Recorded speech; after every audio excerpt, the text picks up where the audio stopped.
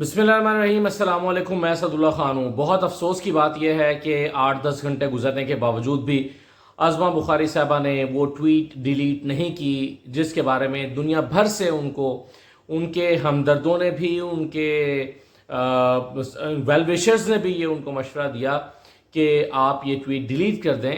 یہ غلط بات ہے۔ کسی شخص پر اس کے بھائی کے قتل کا الزام بغیر کسی ثبوت کے محض اس لیے لگا دینا کہ اس نے آپ کے والد کو ایک شخص کے جو ہے وہ ایک ایسا شخص جو پاکستان کے لیے ناپسندیدہ تھا اس کا وکیل ہونے کا طعنہ دیا ہے، اور جبکہ وہ وکیل تھے ریمنڈ ڈیوس کے آپ کے والد، تو طعنہ ملنے پر آپ نے محض اس لیے کہ آپ کے مرحوم والد کا طعنہ دیا گیا اور آپ کی دل آزاری ہوئی، آپ نے اس پورے خاندان کو ایک یعنی جائیداد کے لیے ایک الزام لگا دیا کہ آپ نے بھائی کو قتل کیا ہے۔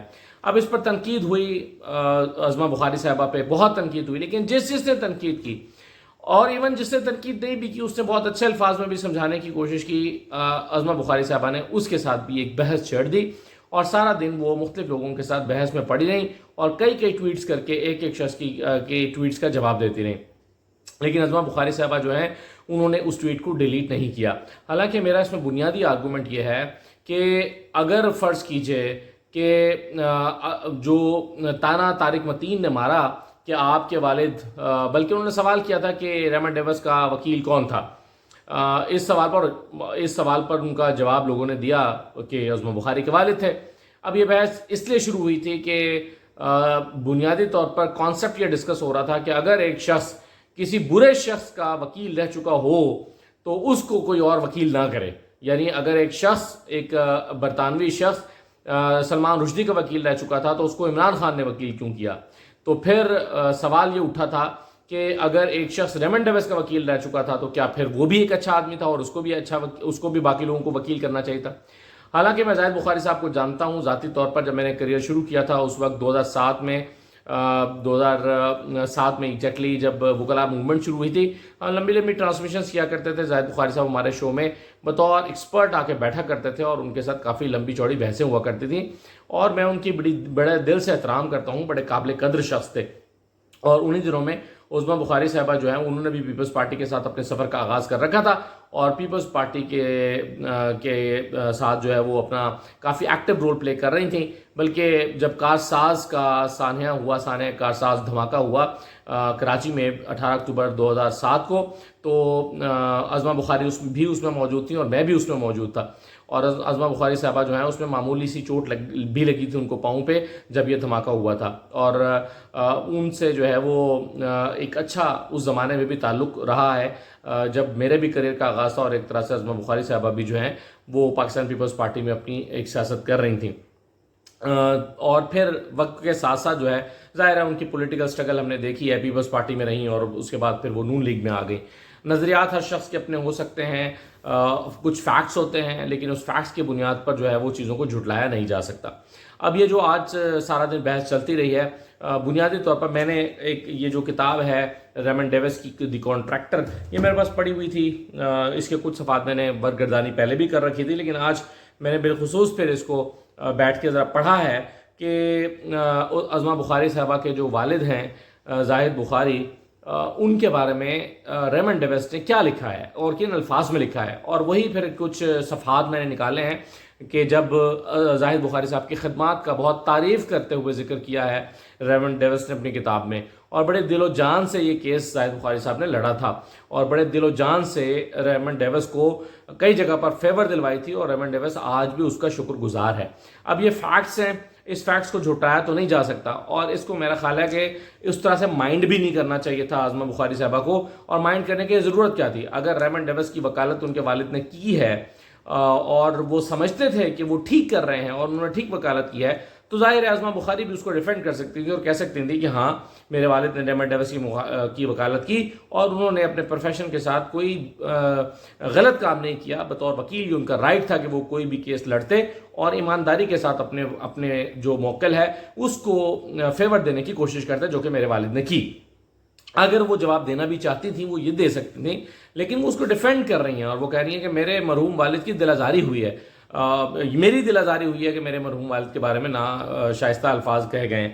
حالانکہ ان کے والد کے بارے میں ناشتہ الفاظ طارق متین نے نہیں کہے تھے، صرف پوچھا تھا کہ وکیل کون ہے۔ اب میں آپ کے ساتھ کچھ پیراگرافس شیئر کر دیتا ہوں جو ریمنڈ ڈیوس نے دی کانٹریکٹر میں جو ہے وہ استعمال کیے ہیں۔ میرے پاس اردو ورژن ہے، چونکہ کرائے کا فوجی کے نام سے اس کا اردو ترجمہ کیا گیا ہے، میرے پاس اس کا انگلش ورژن نہیں تھا، اور اردو ترجمہ جو ہے بہرحال وہ موجود ہے، اور اس میں سے کچھ چیزیں میں آپ کے سامنے رکھتا ہوں۔ مثلاً شروع میں کیسے مشکل پیش آ رہی تھی ریمنڈ ڈیوس کو، کوئی وکیل نہیں مل رہا تھا، کوئی بھی وکیل یہ مقدمہ لڑنے کے لیے تیار نہیں تھا، کیونکہ وہ سمجھتا تھا کہ اصولی طور پر وہ اگر ایسا کرے گا تو وہ اس قوم سے غداری کرے گا، کیونکہ باہر سے کیونکہ اس زمانے میں امریکہ اور امریکی فوجیوں اور امریکی کانٹریکٹرز اور امریکہ کے جو یہاں پر CIA کا نظام تھا، اس کی بڑی نفرت پائی جاتی تھی اس زمانے میں۔ پرویز مشرف کے زمانے سے شروع ہوئی تھی اور پھر آصف زرداری کے زمانے تک بھی چلی، اور اس میں کئی ایسی چیزیں ہوئیں جہاں پر بڑا امریکہ کے ساتھ اور امریکی فوجیوں کے ساتھ بلیک واٹر نامی تنظیموں کا بڑا ذکر رہا، امریکی ایجنسیوں کا پاکستان میں مداخلت کا بہت ذکر رہا، تو اس زمانے میں بڑی نفرت تھی۔ اسی نفرت کی وجہ سے کوئی بھی وکیل ریمنڈ ڈیوس کا کیس پکڑنے کے لیے تیار نہیں تھا، اور اس مشکل کا ذکر خود ریمنڈ ڈیوس نے اپنی کتاب میں کیا ہے۔ وہ کہتا ہے کہ یہ خوف اس وقت حقیقت بن گیا جب میرے کیس کے پہلے وکیل ہاشم قادر نے کیس شروع ہونے کے بعد چند ہی دنوں میں اچانک مجھ سے علیحدگی اختیار کر لی۔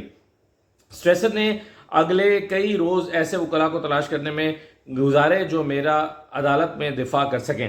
پنجاب کے سابق پروسیکیوٹر جنرل تھے اس وقت، سابق پروسیکیوٹر جنرل زاہد حسین بخاری کی مشاورت سے انہوں نے بے شمار وکلاء سے مشورے کیے جو میرے کیس لڑ سکتے تھے، لیکن وہ کسی کو بھی ہائر نہ کر سکے۔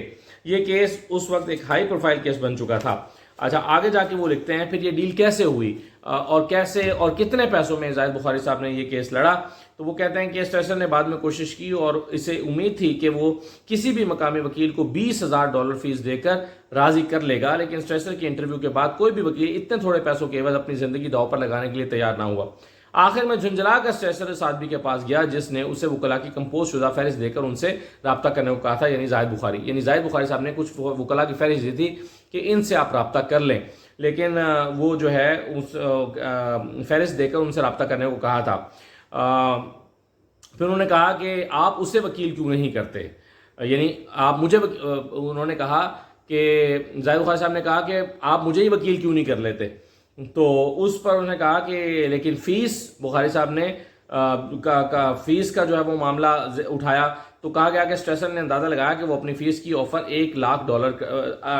اسٹریسر نے اندازہ لگایا اور پھر اپنی فیس کی آفر $1,00,000 کر دی۔ تو انہوں نے کہا کہ اوکے، میں $1,00,000 کے عوض یہ کیس لے لوں گا، لیکن آپ کو میری لائف انشورنس پالیسی لینا ہوگی، اس وکیل نے کہا، لیکن $1,00,000 فیس سے آپ اپنی لائف انشورنس پالیسی خود لے سکتے ہیں، اسٹریسر نے جواب دیا۔ تو یہ جو ہے وہ ہوا تھا معاملہ، اور اس طرح سے زاہد بخاری صاحب نے یہ کیس پکڑا تھا۔ اور میں پھر کہوں گا کہ ان کا احترام اپنی طور پر ان کا پورا احترام ہے کہ انہوں نے بہرحال ایک کیس پکڑا، یہ ان کا رائٹ تھا، اور انہوں نے اس کیس میں جو ہے وہ اپنے پورے دل و جان کے ساتھ اپنے موکل کی مدد کرنے کی کوشش کی۔ پھر انہوں نے کہا کہ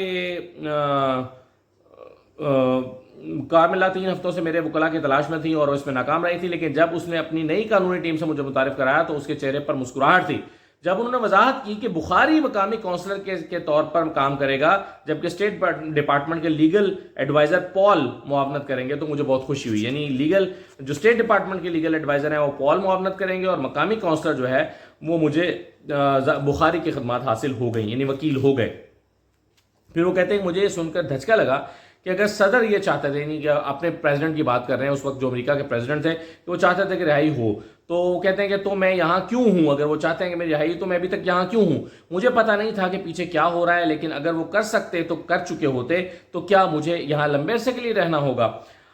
پھر پال نے کہا کہ یعنی ریمنڈ ڈیوس، تم غلط سوچ رہے ہو، یہ حقیقت ہے کہ طویل عرصہ اصل میں اچھا ہے، ہم جو بھی تاخیر کر رہے ہیں بہتری کے لیے کر رہے ہیں۔ مسٹر بخاری نے پتہ چلایا ہے کہ تم نے جن 2 لڑکوں کو گولی ماری تھی انہیں 50 بار پہلے بھی گرفتار کیا جا چکا ہے۔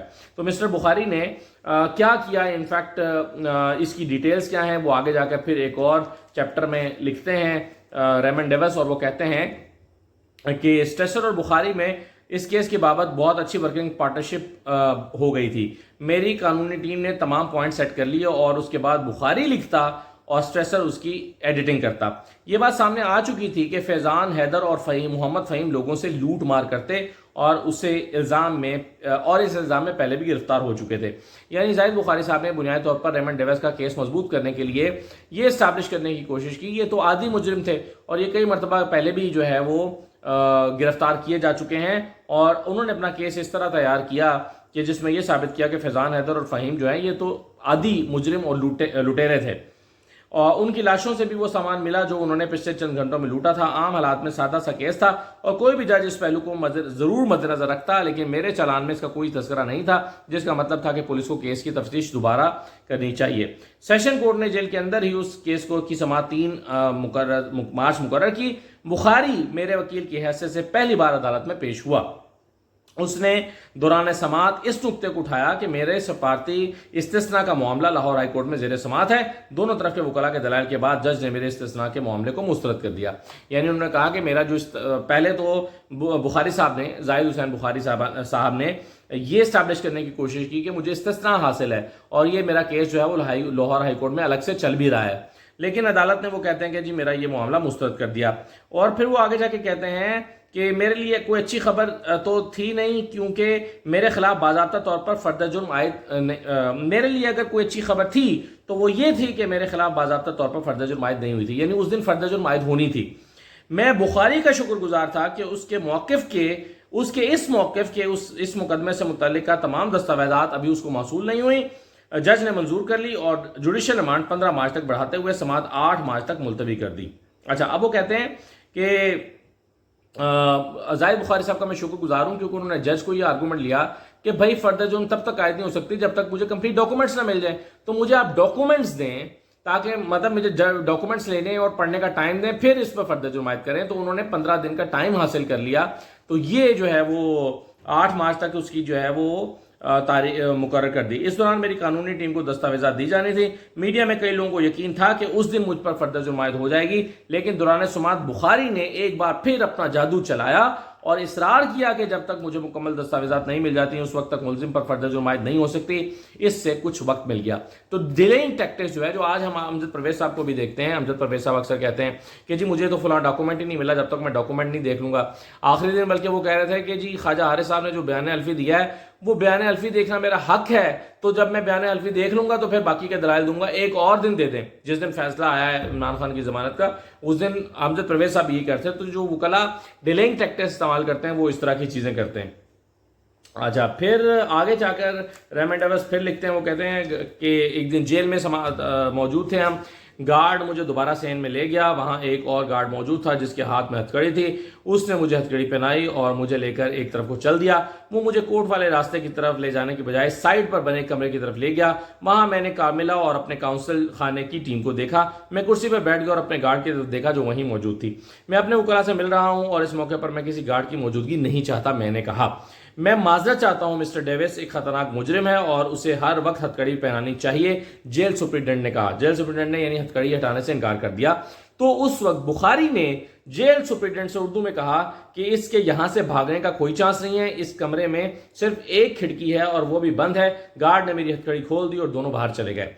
تو آج کا کیا پلان ہے میں نے پوچھا. وکلاء نے میری طرف متوجہ ہو کر کہا وہ منصوبہ بندی اور تاخیری حربوں سے بچنے کے لیے جو کچھ کر سکتے ہیں کریں گے، لیکن ہمارے منتر ہیں تاخیر تاخیر تاخیر. ریمنڈ ڈیوس کہتا ہے کہ بخاری صاحب اور باقی لیگل ٹیم نے مجھے کہا کہ وہ تاخیری حربوں سے بچنے کی کوشش کریں گے، لیکن ہمارا جو منتر ہے یعنی ہم جو کریں گے وہ ہے تاخیر تاخیر تاخیر. یعنی ہم اس کو ڈیلیئنگ ٹیکٹک استعمال کریں گے. تو یوں زاہد بخاری صاحب کی بہت تعریف کی ہے اس کتاب میں، دی کانٹریکٹر میں اس کتاب میں بہت تعریف کی ہے ریمنڈ ڈیوس نے زاہد حسین بخاری کی. اب میں صرف اس کو سم اپ کرتا ہوں کہ دیکھیں یہ تو ایک فیکٹ ہے کہ زاہد بخاری صاحب نے یہ کیس لڑا ہے. اب اس پر اتنا اوفینسو ہونے کی ضرورت نہیں تھی، لیکن یہ جو اس کے نتیجے میں الزام لگایا گیا ہے وہ بہت سنگین ہے کہ طارق متین نے اپنے بھائی کو خود مروایا.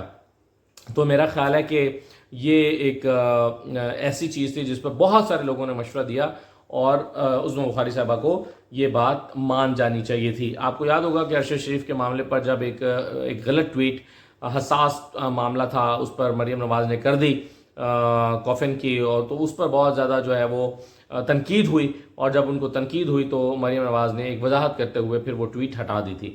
آج یہ ٹویٹ ان کو بھی ہٹا دینی چاہیے تھی، کیونکہ اس سے جو ہے وہ بہت لوگوں کی دل آزاری ہوئی ہے۔ لیکن اس پر عظمہ بخاری یہ کہہ رہی ہیں کہ دل آزاری تو میری بھی ہوئی ہے، لیکن سوال یہ پیدا ہوتا ہے کہ آپ کی دل آزاری کیوں ہوئی ہے، کیوں ہوئی ہے؟ کیا آپ کے والد جو ہیں وہ ریمنڈ ایوس کے وکیل نہیں تھے؟ آپ کو اس پہ ایک معذرت خواہانہ انداز اختیار کرنے کی کیوں ضرورت ہے؟ اس پر ڈیفینسو ہونے کی کیوں ضرورت ہے؟ آپ کو کہیں کہ ہاں میرے والد نے یہ کیس لڑا تھا، یہ پکڑا تھا، اور ایک پروفیشنل وکیل کی طرح انہوں نے ہر ممکن کوشش کی تھی کہ وہ اپنے کلائنٹ کو انصاف دلا سکیں، یہ اس کا جواب ہونا چاہیے تھا۔ لیکن وہ کہہ رہی ہیں میری دل آزاری ہوئی، میرے مرحوم والد کی تصدیق ہوئی۔ کیسے تصدیق ہوئی مرحوم والد کی؟ تو کوئی تصدیق نہیں ہوئی۔ انہوں نے تو یہ کیس لڑا، اور اس کا ذکر بہت تعریف کے انداز میں ریمنڈ ایوس کر رہا ہے، تو پھر کیوں دل آزاری ہوئی؟ تو بہرحال سارا دن اس پر بہت بحث ہوتی رہی، تو میں نے سوچا یہ آپ کے ساتھ کچھ چیزیں شیئر کر دوں۔ اجازت دیجیے، اللہ حافظ۔